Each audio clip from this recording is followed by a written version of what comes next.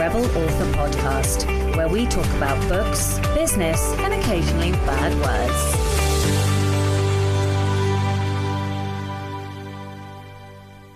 Hello, Rebels, and welcome to The Black Herron, episode 10. I can't believe we are at 10 episodes already. It's going to be a year before long. That is just bananas.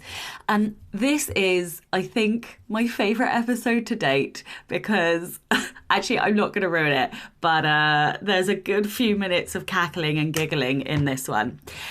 So there's no book this time. I have a feeling we might be reading the Kickstarter book, but we haven't officially set one. So, I hope you enjoy this episode. Hello, Sasha Black. Hello, my darling. How are you? I'm good, especially that you gave me a little bit more time because I had foolishly said I would talk to you at 5:30 in the morning because I had something to do later today and we were trying to fit it in and I thought I'd have to be out of the house by now, but I didn't. And now you don't mind recording at 8 o'clock at night? So here's the thing, I only do it for special people. Very special person. That makes me feel like I should have got up at 5:30. No, because 8:30 is 8 o'clock is far more reasonable than 5:30. Oh my goodness me. And I'm a night owl, remember? So I would take 8 p.m. over 5:30 every single time. I do occasionally do 8 o'clock. But I try not to. What I've started to do, because Atlas is slightly older now, I can do a 4 p.m. and like a 6 p.m. record, which generally is late enough for most people. Yeah. But I didn't used to be able to do that because he needed me so much more after school. Whereas now I hand him snacks, give him the remote or give him his homework or whatever. And then off he goes, I'm not interesting anymore. I'm not interesting anymore. No, I always think that must be such a relief to parents when they finally get to the point where they're like, oh, I can tell them to go entertain themselves and then they will. Like, that must be glorious. It really is. Like, what's nice is that the relationship changes. So it's much more like we just enjoy each other's time now. And like, he's funny and he makes jokes and I will make jokes with him. And like, I don't know, it's just more enjoyable now. Like, I don't know. I'm sure there are other parents who absolutely love the like needing to be needed, but I hate being needed. So like, I really enjoy this because he's so fun. He just wants to like hang out and do stuff. And that's much more fun than like, I don't know, screaming toddlers having tantrums. I didn't really enjoy that stuff. No. Oh, because my command's like, Where's that for you? Where's command? Take a drink. 7. But it's Chloe's number 1. No. Yeah. Wow. She is command, significance, self-assurance. She is a fucking powerhouse. I'm bringing up my command. I mean, is that what it's called? It's called command. Oh, there it is. 22. Yeah, I don't have it. Yeah. It doesn't exist. I both of us have it. And like for a long time I was like, I can't see my command because Chloe just is command, and like through Ellie I've really learned like I see it come out every so often and I'm like, oh there she is. I think that's so fascinating. I love that. Yeah. I just recorded a mini episode where I, answer Patreon questions, and I love doing those. And somebody had asked me, like, can you talk about how you feed your strengths? And I love hearing you and Sasha talk about it. Would you mind talking about it with her? I'm like, no, we can't. We can't go into a major because, like, seriously, Gallup will come after us because we can't. Once, like, if we were actually to go deep, like, which we could, and it would be so fun, we would get in trouble. I mean, we could do like a secret chat that doesn't go on the podcast but just stays in Patreon, because then who would know? Not that I'm naughty and rebellious and break all the rules, but I'm just saying. I kind of love that idea. Let's do that as a bonus sometime, like a 15 or 20 minute session, like after we record or before, where we talk about feeding our strengths just for the people who just for patrons, just for people who are into Clifton strengths. Oh, I love it. Yeah, let's totally okay, that'll be fun. Yeah. So how are you? What happened to your butt cheek? Like, oh my God, I smashed it. we have this hill that I'm looking at right now. It just goes straight up and it's great for the dog. She runs up and down, up and down. And it's got some concrete, like, what are they called? Retaining walls and concrete paths. And I knew the concrete path was very slippy and covered with moss, and it's been raining. It's soggy out there. I'm walking down very carefully. I'm always very careful up there. And I got off the concrete and then I'm on the grass and I don't have to worry. And the grass went out. It was just so wet that the grass just released its hold on the roots. And I went down and I landed on the concrete. Like, so just the like broken concrete, which was already broken. I didn't break it. Could have. Broken concrete just embedded in it is 1 week. Wait, yeah, it's more than a week later now. And I still can barely sit. My butt cheek was twice the size it normally is. I have a very flat butt. I had one flat butt cheek and one that is what I have been looking for, but not that color. Oh my goodness. But you know what? And I can complain about it. It is super painful, but I could have gone backwards. I could have cracked my head on the concrete. I could have broken a wrist. It's fine. And it made me lay down for, 2.5 days because I couldn't even stand up. But did you get some delicious input time? I had only input for once in my life. I just said, because usually I have rules for myself. Like if I take a retreat and it's all input, it's all books. I won't look at social media. This time I was like, fuck that. I'm watching TikTok as much as I want. And when I get tired of TikTok, I'll read. And when I get tired of reading, I'll do TikTok. And that's all I did. And it was yummy. Like I kept thinking this is pretty great. Yeah. So my friend, Helen, who I know you've had on your podcast, she is a very good friend and she made a very good recommendation to me. So I have on Monday 1 hour after the school run before I go to boot camp. And so what has been happening is that I've been doing nothing. Literally nothing. I've just a whole fat load of absolutely nothing useful to anybody, right. and just procrastinating, wasting my time, and then being cross that I've wasted my time. Yes. And so she was like, why don't you just read for an hour? And I was like, oh, what an amazing gift I could give myself. It's almost like I'm a writer and I can do that. How's it work? And she was like, I feel like you might be resistant to this. I was like, I am so taking this and I am running with it. I am so excited to just have 1 hour to myself in the working day to read. Why didn't I give that to myself? What is I have tried, you know what? Here's the thing. I have tried to give myself an hour of reading time in my day before. And sometimes it works, but it doesn't work for very long because I get too driven and oh my God, this is not productive. It is good for my happiness. And I should probably try to bring half an hour back in, but it is so good that you can't do much with that other hour. I haven't been. Yeah. That's exactly it. Because my focus is oh no, we're about to have an interruption in 45 minutes. We couldn't possibly focus on anything now. Right. So it literally is just a waste of my time. And so she was like, well, read. And I was like, that's brilliant. Oh, but I could do that. So It's so good. Lala kept checking on me while I was in bed and she had the puppy the whole time. And that was, because I couldn't even let the puppy get near me because what if she breathed near my butt cheek, so I was always trying to stay away from her. It was awful. And she would check in and she would go, what are you doing in there? And I would say, I'm reading. And she goes, oh, you're doing your job. You're working really hard. I can see you're working really hard. I'm like, I am working so hard right now. She knows what to say to keep me in place. She's a good wife. She is a good wife. How about you? What's been up with you? So I don't really know where this last month has gone. I feel like I've had a month off, even though I have absolutely not had a month off. But I went to Seville. So the beginning of the month. Going around, yeah. Yeah. So the beginning of the month, I finished editing book 2, sent it to my beta reader. So she gave me that back the day before I went to Seville. So I hadn't touched it until this week. So I was in Seville, 20 books. Then I came back from Seville. I was literally in a coma of people exhaustion because, oh my God, the older I get, the more of an introvert I become. Yes. It's actually unbelievable. Mm-hmm. And then I went to London Book Fair and I spoke at Seville and I spoke at London Book Fair, but it was back to back.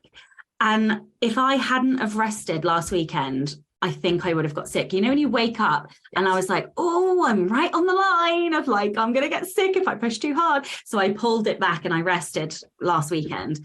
And then so this week I've been going hell for leather, trying to catch up with everything, but also doing edits. So I want to hand off the book to the editor on Sunday night. So, but you know, when you've been away and then like your inbox is like filthy and you just have all of the admin things and all of the everything, and then you also have like an editorial deadline. I'm just a bit like rabbit in the headlights this week. The only thing that saves me in those cases is I had to do it this week is because I had like 6 important things that needed to be done this week on a deadline, and oh my goodness, I have to number them. I have to list them and then number them. And then I only allow myself to work on number 1 until number 1 is done, and then number 2. And I forget all the time that I have no discipline. Well, it's like number 32 or something. But it's the only I think it's an ADHD thing. Otherwise I'll freeze and I'll do a little bit here and a little bit there and a little bit here. And I'll do 7 emails. And email is always the danger, because I can get lost in email. So I really try to keep it all out. But it must feel so good.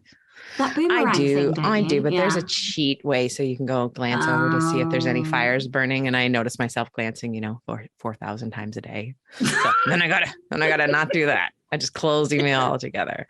Yeah. But, okay, so what was the best thing that you took away from 20 books? Well, or London, or both. The decision to go to Vegas is the first one. Yeah. And the second one, I really felt, above all other conferences, I felt like I had been given permission to be aggressive, because I am naturally very aggressive. And I feel like I have kind of squashed that energy down for quite a long time.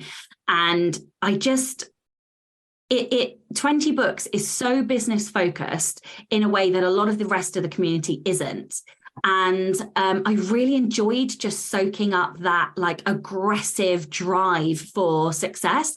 And so I came away and I was like, I really feel like I can just let out the beast that is inside me. And I can't really define what that looks like tangibly yet. Yeah. It's more of a feeling on the inside and kind of a mental shift towards actually, let's just focus on like the hard goals, the money making, like what is it, rather than, and have you ever read Playing Big by Tara someone or other? Tara Moore, I think. That's it. And I have not read it. It's on my Kindle. I started it and I really liked it, and then I forgot to finish it. Well, I listened to the audio, interestingly, when I was at 20 Books Edinburgh. Yeah, which is strange. And it really brought me back to that book. And I feel like I've been playing small. And so it was very kind of connected, and I don't know. So yeah, I just came away feeling really free on the inside. Oh, yeah. So that is lovely. Yeah. I have a question for you though. Yeah. Have you read the Kickstarter book yet? No. I haven't either. I haven't. Is Kickstarter still like a thing in the back of your head that like? Yeah, no, it's in the front of my head. It's in the front of your head. Right, yeah. Right. So you know how I mentioned Kickstarter to you? And then I was all like, oh, you know where this is going, don't you? That's the evil laugh. That's what I was waiting for. No, your natural one is much more evil. Well, anyway, so you know how I was like, oh, I'm not gonna do it. And then I was like, maybe I've been convinced to do it. Well, so you know how like I'm sapphic, AK sapphic, you're sapphic. And you know how like I set up a Marco Polo called the Three Musketeers. It's almost like I have already persuaded AK, and that really this is like a complete shoo-in. And I'm not even breathing. Breathing. I just feel like 3 is better than 1. and it's not safe for work, and it's sapphic, and there's 3 of us, and I just feel like it's meant to be. I want to cry. I want to crawl under my desk, but then I would be away from the microphone. Yes. And I'm hearing like Ellie in my head saying, don't. No. Ellie has already told me no. She was like, no. And I was like, Okay, so for the people listening, we're talking about A.K. Mulford, who is a good friend of ours and has been on both of our shows, eh? Yeah. They have, yeah. And I think that we don't tell them that we're talking about this until they listen to the show. Yeah, but I mean, there may have been some strategic seed sowing sown in that I may have gone to the one I thought I could pick off the quickest. So that they were already on board. Oh shit. So basically you're telling me right now what we're doing. Yeah. I love this idea. Isn't this idea. Amazing. Oh my goodness me. I was like, I was like, this has to be a done deal. Yeah, I don't mind when it happens because we're all busy. We're all busy, but it does need to happen. Oh my God. Yes. And you're thinking Kickstarter and then release and then whatever. Like we have a Marco Polo group. That is why I set it up. I'm not even joking. Now I understand the number 7 command. Oh dear. But like, how much fun would it be? It would be 100% fun. It's just fun. And that's all it has to be is just fun. And we all get to learn a thing. Yes, we get to learn a thing. And we make a little bit of money, but we'll also be hitting each other's, markets. And we all have different markets. So different. So our lists are so different. Oh, I love this. You're going to hell. I know. Why do you think I waited to do it on this? I'm like, let's not tell AK. But you and AK are like, let's not tell Rachel. So she's like, that whole Marco chat, I was just like, don't say anything. I played. I'm sorry. Okay, this is fantastic, and I love it. And yes, I'm totally in with all of my little sapphic heart. Okay, amazing. I mean, I'm done now. I'm spent. That was it. That was what. Okay, I'm going to bring it back so it's interesting to people. But I'm dying inside. Okay, that Marco Polo is going to blow up, man. Okay. Okay, so April is ticking, but I also feel like I had April off because I did, and I wanted to share something with you that I just realized yesterday. So I took April off from teaching, but I also took it off from Rachel Says Right, which I normally host twice a week. And, I had my assistant do one day and another writer do the other day. And I have been just like floundering. I floundered all of April. I mean, I've gotten stuff done because I always get stuff done, but I have not felt focused. I have not felt on top of it. And then I even canceled I canceled a couple of podcasts, and then a couple got moved on me. So I wasn't even really meeting with people like that. And then I met with a podcast, I was interviewing somebody yesterday who I'd never met before, but I immediately fell in love with them.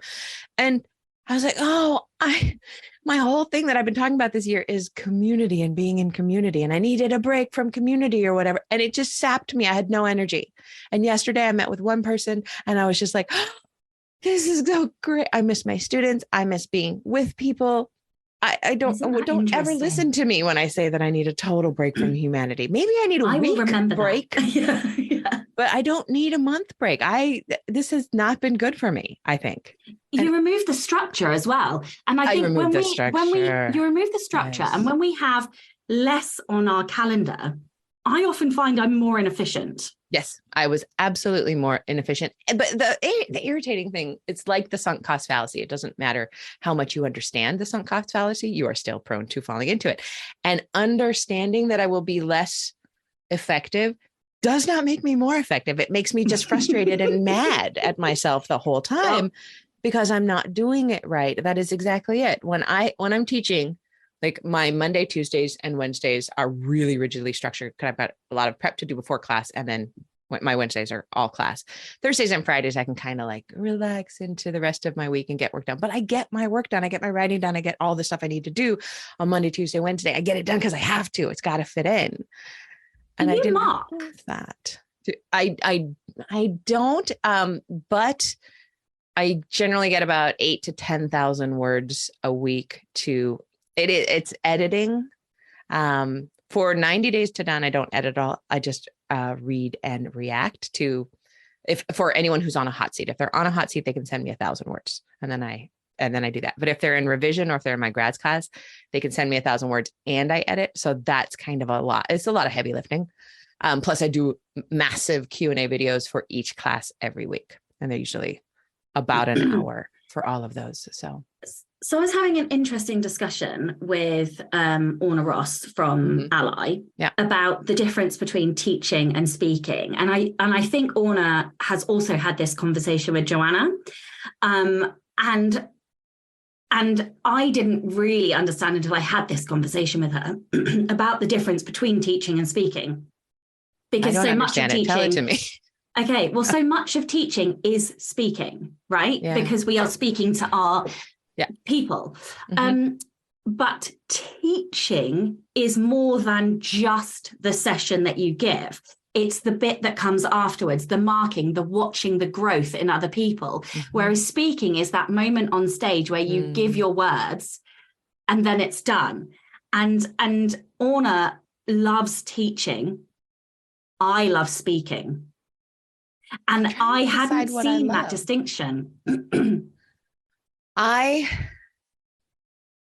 think I love the teaching more, but I definitely get high on the speaking. Like I love the buzz that comes from speaking, which I don't get in the teaching setting as much because, you get it the first day of class, but then you get into just being there, being a facilitator. I love that. I just don't feel like I teach.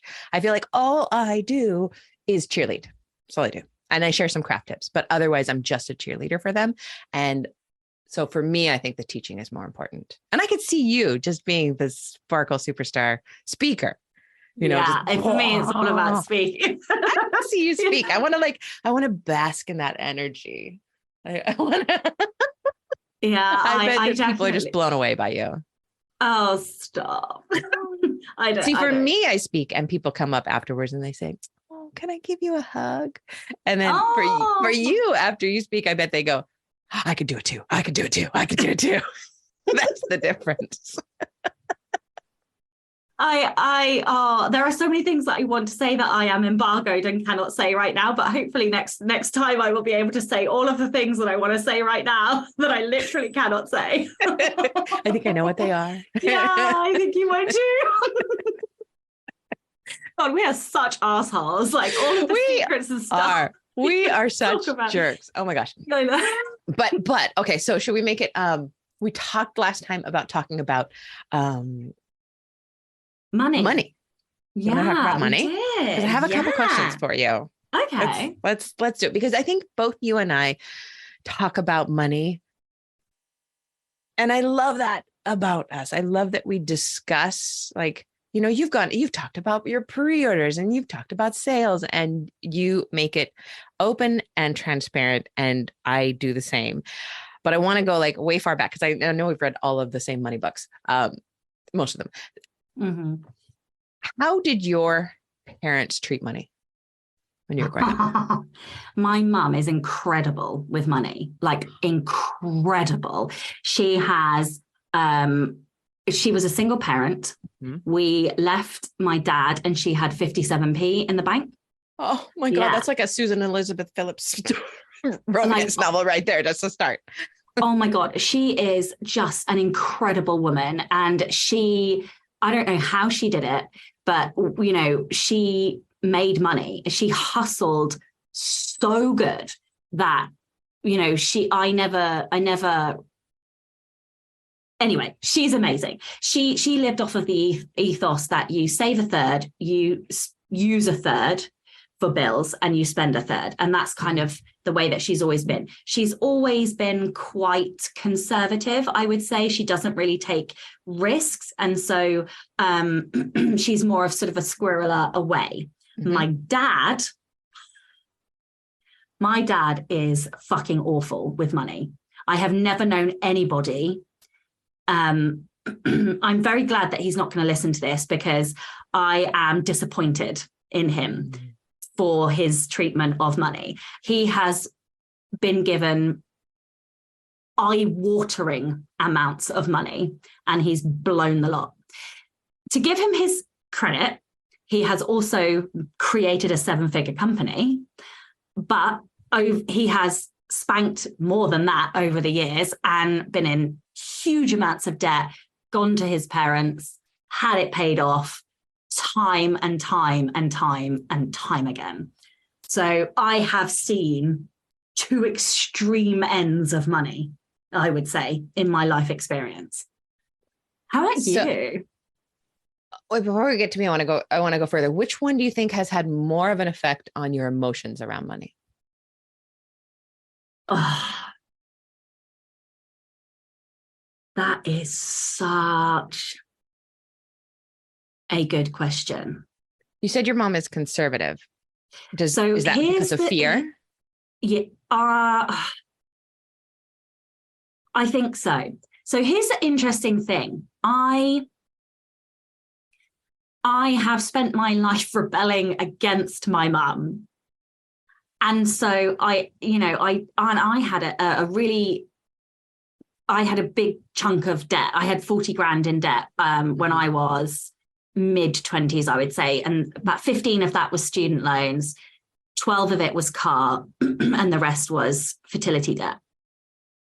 And I haven't ever told my mum that, because she'd be ashamed of me. But I'm not ashamed. I've spoken about it on podcasts. Yep. And I got rid of that debt in about 3 years. I mean, I hustled my ass off to get rid of that debt. And it was after reading The Barefoot Investor and all of that stuff.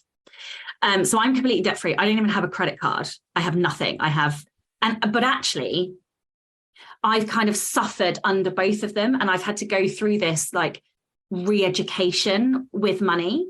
And I'm trying to teach myself, and Joanna is amazing. She sent me this big long email of these are different things that you need to look at and investigate. And I'm trying really hard to change my mindset around money. But because of my family, I don't know if you know who my family are, but because of my blood relative, that's a whole conversation I will tell you about afterwards. So I know your real name, but I've never Googled you. So okay, I'll explain afterwards. One half of my family is extraordinarily wealthy, and the other side is not. And so I have this dichotomy of experience in my head. We were homeless at one point, kind of homeless, and my aunt, who owns a village and a mansion, took us in. So I lived in basically a servant's quarters, because we had nowhere else to go. The mind fuck with money, it has been unbelievable. Money chaos. Just absolute carnage on my brain. So I've had to try and erase all of it and create my own mindset with money. But here's the other interesting thing, right? So this whole strengths coaching experience that I've gone through has been the biggest thing for me is learning that I did not value myself, and that I had this false belief that I was not lovable for a multitude of reasons, all the stuff in our childhood. And therefore I put that onto money. Yeah. And isn't it interesting that as I grow through this and I move past this, my income's growing and growing through it. And it just fascinates me, how all of this is connected. And so that's kind of because money is, we can't argue it. It is factually, money is worth. And we learn what that worth means to us. And you learned so chaotically about what worth is and what worth isn't. Mm-hmm. The servants' quarters in the village, that's mind-blowing. So who's the financial person in your relationship? Who does all the bills and stuff? between me and Chloe. Yeah. I do them because I'm better organized, and she has quite strong dyslexia, so she doesn't really enjoy looking at contracts and things like that. So I tend to do that. I actually think that she is probably a better saver than me, but she's also extremely risk averse, whereas I will like invest money to make money, but she doesn't. She would never be self-employed, for example. Okay. Yeah. Oh, this is so fascinating. Isn't it so interesting? I'm dying to know about you, though. Oh, okay. So I grew up quite poor, and I didn't really realize that for a long time because my mother was very, very good at hiding that in a way. And I think that is the main takeaway for money from me, was that any money stuff was hidden. Money stuff was absolutely, completely vague. I thought, I mean, like, she would make these beans. She would cook pinto beans, and that would be dinner at least 1 or 2 nights a week. And she would put a piece of cheese on top. And my dad would just like, he would say, can you believe we get to eat this? Like, it is cheese on top of beans. This is the best. And I really, really, I mean, he probably does feel like that, but I just thought we were it. And just recently on TikTok, of all places, I saw some girl saying, whatever happened to the bread store? Like, don't you remember going to the bread store? And somebody responded to her saying, there was no bread store. That was the day old store. And that's where your mom took you because you were poor. And I was like, oh my God, I didn't even know that. I loved the bread store. But they had made a conscious decision that dad would work and mom would stay home and raise us. And dad always worked nonprofit, very small community supported kind of jobs. And so he never had money. He was frequently out of a job, and she was always pulling all the levers and tightening the belts. I remember she made alphabet burgers for a long time because she would try to extend the meat. So we would think of what could go in the alphabet burger for C. Let's do carrots. And it was so exciting. And, but what that did was I never understood money. I didn't know how it worked. I just knew you didn't talk about it. And I knew that if you asked for something, mom's face would get really tight. Like, if I asked for something, we would go to the thrift store and try to find it. I never had a piece of new clothing until I had a job in junior high. I went to the grocery store and bought this cute shirt. I remember it was at the grocery store for myself. Did you ask? Because that's did I so ask for things? I stopped asking for things. So that was my experience. Like my mum was kind of similar in that I never really wanted for anything, but I had a subconscious awareness that we didn't have all of the other things. So, but I stopped. Like one of my memories is my mum, sort of as I got into teenage years, my mum always saying to me, "You never asked for anything like the other children." And I think looking back, it's because I knew without knowing. Yes. That, like I remember having an awareness when I was about, I don't know, I was maybe year 6 or 7, which is like maybe 11-ish. And no, maybe I was slightly younger. Maybe I was 9. My dad took me to Israel to visit my grandmother. And he was like, you can either have a brand new pair of Nike trainers, or you can go and swim with dolphins. And I chose the trainers because I was being bullied because I had non-branded trainers. Oh, and God. And it's things like that I remember and think, like, actually, like those are the things that were connected to, like, even though it wasn't a direct financial thing, it's those memories that cause the pain around like those kinds of things. And what you were saying kind of like you just sparking all those memories for me that I'd kind of forgotten. Yeah. I mean, I really clearly remember sitting on the grass with kids and looking at their jeans and looking at their jackets and looking at the friendship pins and just knowing that I wouldn't have it, and it didn't do to ask. Like it didn't, because I didn't want the disappointment of not being able to have it. So I just put that away. And so I had no concept of money. And I was one of those people who went to college, and on the first day of college in America, there's a table out there. There's like the recruiter trying to get you to join the army. And then there's these tables of credit card companies who say, here you go. And so at 18, I was getting into debt. They gave me my first credit card. I remember I couldn't pay the minimums. And then they would call the house where I still lived with my parents. And like they had to bail me out a couple times for very small amounts. But by the time I was 32 or so, I had $120,000 worth of debt. It was IRS for my wife. It was 50,000 student loan. It was like 40,000 credit card and something else I can't remember.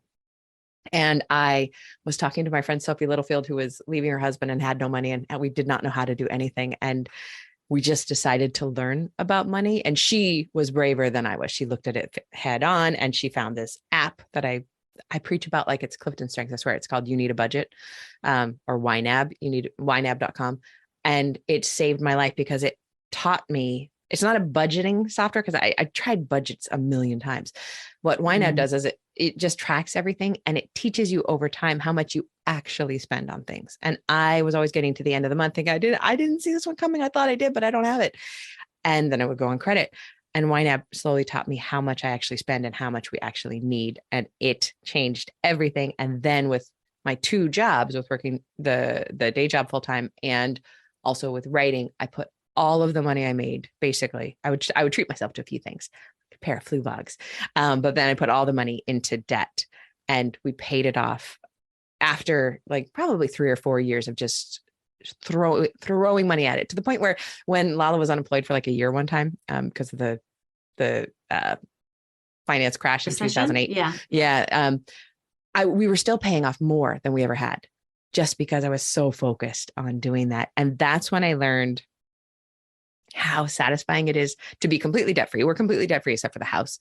And when we didn't have the house, we were completely debt-free. And for the first time, we had we had money in the bank from the sale of our house. And, but I know because I can feel it, that my main block around money, and this is what I want to ask you about, my main block about money is that I naturally come from an inherited and observed and sometimes chosen scarcity mindset, that there isn't enough. There's not going to be enough. How do we get enough? How do we protect ourselves? And I think I get that straight from my mom. How do we protect ourselves from the bad stuff? And then, in the forefront of my mind, I know that we can't protect ourselves from the bad stuff. The really bad stuff is stuff that money can't fix. But the scarcity mindset keeps me small and scared. And I'm actually really interested in reading Playing Big. Maybe I'm ready for that. The life I live now is not a life that I ever could have imagined living. Like when I look at our investments and when I look at YNAB now, there's this thing where you could actually track over the course of time. So I've been doing this for 15 years or something.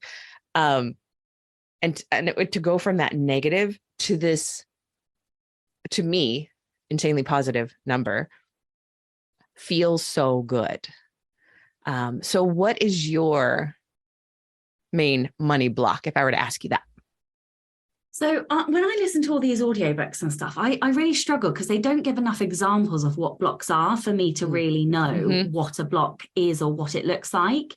And I don't know. Like, my main frustration is that I'm not making what I should be. And I know that is only down to me, but I don't know why. So like, I know some of it is because I know some of the reasons why, like the first books and stuff didn't do well, but like, I think I have not made the decisions to value what I have. So for example, Ellie made me do an IP asset kind of sheet, and I listened to your update. That was awesome. So give us a log line of that for people who haven't heard that episode of yours yet. Is this the lessons learned one? From lessons learned and your IP, what you learned about all your IP. Yeah. So essentially I did an IP asset sheet, which listed all of my digital assets, books, box sets, audiobooks, courses, and then that are published and in use. And then I also looked at what I have that I have not published. And I have like 20 slide decks, 20 presentations that have been given presented at, some I've been paid for, some have been, you know, whatever. And actually it wouldn't take an awful lot to turn them into mini classes. You know, they don't even have to be expensive ones. There are a couple that I would like to, one in particular, I'm going to expand into a premium course, I think. But the point is that I've just let them sit on my desk because I think that I don't value what I do. I think that I struggle to find the value, but both tangibly giving other people, but also financial. Like I struggle to put a financial value on that because I don't value myself, like if that makes sense. And that behavior is also in my marketing. So like once I finished a thing, I find it very difficult to go back and market like my backlist, even though I know sensibly that 50% of any author's income is their backlist. And yet I have not really done sales. I've not really done, you know, I don't do any of that stuff. So one of the things that I've been doing is creating like standardized captions to talk about the fact that I've got this book and that book, and I've got a Patreon and I've got a course already, and like all of these things that can just be on rotation. And it's because I've been watching a couple of really savvy or indie authors on social media and noticing that they actually just repeat their content on a cycle. Some of it's new content, but some of it's just repeat content. And I was just like, why the fuck am I not doing this? So I've gone in and I've literally written like 3 to 5 sets of captions for each digital product that I have. And I've given them all to Becca, and now it's up to Becca to schedule them. I don't want to see it again. That is so smart, because I could give that to Ed. Like I could just do that and give it to Ed, and he would be so happy to push those things out for me. Listen, I had a book club last week for my first book, which I have no idea how he got that, because it is, it's my series that's in KU. It's my only series in KU, and it's the first book in there, but I got a book club for it. And he had to literally beg me to send an email to my list about it. And I couldn't do it. I went in one day and I tried to do it. And then I texted him. I'm like, I cannot do this. And he said, you have to. He actually gave me the time of expiration that I had to do it. And finally, I just sent like a chatty newsletter. And then at the bottom, I did a PS. You know, Abigail's shop is free right now. But I almost died. I came so close to death, just not being able to tell people that they could get this deal. What is wrong with us? I honestly don't. Well, you're a 3, right, on the Enneagram, and that's all about value, right? So I don't know. Like for me, it definitely, the whole value thing is a strengths wound from events, but it's been very interesting for me to see this and understand this, and then say, actually, no, this is not good enough. I deserve better than this behavior from myself. So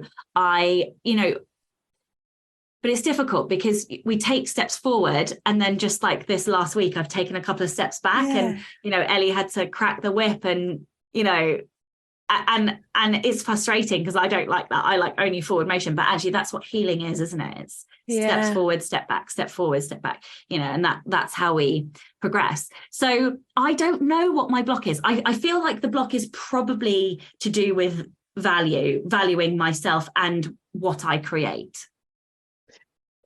I have to say that really rings true with me, and I'm not sure how, and I am investigating deeper into that. Also, for me, it is about value in taking up space. I don't want to be too strident. I don't want to offend. I don't want people to, but like my heart says, I don't want anybody to be annoyed by me. My brain says, fuck that. Like no one's going to see these. Like you mentioned in your podcast, like the actual reach of our social media is small. Nobody's going to see it 8 times. And if they do, and they like you, they're like, yeah, good for Rachel. She's trying to get more readers. Nobody fucking cares. And if they care, I don't care. But my heart still says, oh no, I don't want to be a problem. I don't want to be a bother, which is bullshit. It is bullshit, because you're never a problem and you're giving incredible value to the community. She says as a complete hypocrite because like for me, so this was the realization that I had this week. I preempt what I do not being good enough, because for certain people in my life, nothing has ever been good enough, and therefore I devalue everything that I do in a protective preempt that I know it's not going to be good enough anyway. And so I really struggle, like when people, like I have had so many comments this week about the podcast and the lessons learned. And they, it's really hard because I'm like, but I don't know, like, okay, thank you, but I don't know why. Like, I can't, it's so hard for my brain to go, you have given value, because I can't, I'm just, well, I was just saying stuff, I'm just saying what's in my, what I think. I can, as a receiver of that, as one of your listeners, I can say with confidence, it is not about what you tell us and what we're taking notes on and what we learned from you. Like that happens too. We learn from you. And I know that people learn from me, but what I get from you is your vulnerability. You're like, this hurt. This was hard. Didn't do this right. Can't wait to do this. Did this great. Can't wait to see what's going to happen in this next year. That vulnerability is what makes us connect with you. And that's what makes us learn from you. And I know that that's true for myself as well when I say that out loud. But that's what you're giving. You're giving you. And that's what you were saying in the podcast too. Like the thing that we have to do as AI comes up on this scene and everything. And I'm excited. I actually had a really good dream about AI last night where I was like, oh, I'm going to do it for this question. But we have to triple down, quadruple down on being us. And you are so you can't be anybody else. You are you. Yeah, but when I struggle to value the you as in me, that's when my brain just like short circuits and it's like, I don't understand. but yes, and this is where my work is right now, right? Like it's trying to swallow that down. I love when you talk to Inez. I just lost her last name. Inez Johnson. Yeah, Inez Johnson. Oh my God, I love her. I don't know why I just short circuited on her name, but she was talking about assets and marketing them. And she made me write a list of IP, basically. Not, I should write a real true one. Actually, I will do that. I'll do that before we talk next time. But she made me realize that I could pretty much push a book or a series almost every 2 weeks. I could have something different, for a year. You have over 16 products. That's one you could be pushing a month. Mm-hmm. Every month. I know. I know. I know. I know. Amazing that, isn't it? And this is why we have to do this work.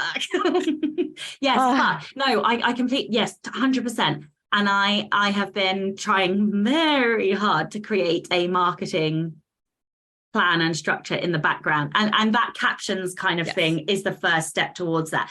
But I love Inez's 52-week. Yes. Like that is where I want to get to. I actually took notes on that. Yeah. It was so smart. It is so smart. And the thing is as well, you can literally rinse and repeat because there are lots of like, Elena Johnson is the same. Oh, is it? Are they both Johnson? Anyway. Yeah, I guess so. Yeah. Immediately changing my name. Rachel Johnson. That's what you can call me from now on. I can't even say my own name. Never mind. Fuck it. Whatever.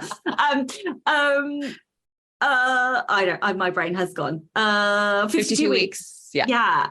There are so many like different reasons and excuses for doing sales and things as well. Like we could just literally like just swap all the weeks around next year, apart from like those national days or whatever. But basically we have no excuses. I'm just saying. What does financial freedom mean to you? It means everything. So this was a question at 20 Books Seville. And the question was, what was your big goal when you first started? And what is your goal now? Ooh, I like that. And my goal when I started was to quit my day job. That was it. That I needed enough money and enough freedom to quit my day job. Now, my goal is to earn fuck you money. And that is a very specific amount of money. It is the amount of money that means that if anybody annoys me, I have enough money to throw at the situation and just go, oh, fuck you. And never have to deal with it again. wanting, I know this is very irresponsible, taking my kid out of school a week early to go on a cheaper holiday, you know, to wherever, or having a 7-week holiday instead of a 6-week holiday, and having to pay the school fine. It's fuck you money. I need fuck you money. Every right? American just wants to come through and punch you right now. Speaking of holidays, like, I got 2 weeks. I know, I'm sorry. No, that's the kids' school holiday. We get, I think, 4 weeks. I don't know, but it's still more than America. It's still more. Anyway. But no, but exactly. I want fuck you money. Like, if I was employed, I want enough money to be able to say, well, fuck you, I'm going to go on holiday for 7 weeks, right? Yeah. Like, that's the kind of money that's the goal. Fuck you money. I love that. My financial goal is financial independence. To me looks like Lala does not have to work, because I love her not working. She loves her not working. She's not working now. And that's, you know, providing some stress on finances. But I would love for her not to work, and for our retirement to be settled in a way that we could continue to live at this level of life, where we get to eat out and we get to buy not cheap things at the grocery store, and we get to go on holidays, and the house is paid off. And true financial independence to me would be able to buy a house for my 2 sisters. You know, that would be, that'd be lovely. You know, I joke about fuck you money, but though that's a very similar, like, and knowing I could look after my mum when she gets old, like that kind of all of that. Stuff. And I want to be able to do that without working, like without writing. I expect to be writing until I'm 95, 97, but I don't want to have to rely on writing and teaching money to support that until I'm 95. Yeah, you want to get to the point where you can just write all the things for joy all of the time, and there not be any pressure. Exactly. That is financial freedom. I think the first step to that might be a Kickstarter. I hate you. And I love you. I know. I think that might be a good note to end on. What do you say? Oh, what a wonderful chat. It was amazing. I can't wait for next month. I know, seriously. Okay. All right. Happy writing to you, my friend. And you. Bye. Bye. Don't forget to tune in and subscribe on your podcatcher.